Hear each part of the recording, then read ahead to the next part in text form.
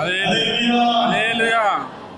நீங்க நாம் இடம் ஆவியானவர் வெற்றி பெறும்படி வாழ்க்கையில் ஆண்டவர் செய்யப்படும்படி நம்மிலே ஆண்டவர் ஜெயமாய் நம்மிலே கூடியிருக்கும்படி. ஆமென். அல்லேலூயா அல்லேலூயா. வசனத்தை வாசிக்க போகிறோம். ஆதியாகமம் 45ஆம் அதிகாரம் 18ஆம் வசனத்தை வாசிக்க கேட்போம்.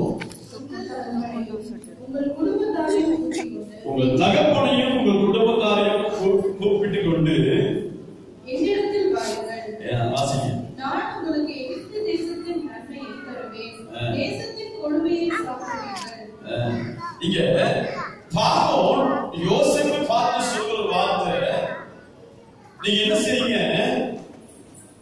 பார்வோன் யோசேப்பை நோக்கி உன் சகோதரரோட சொல்ல வேண்டியது என்ன?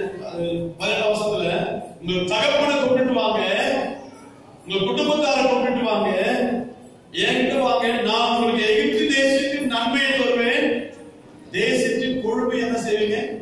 சாப்பிடுவீங்க.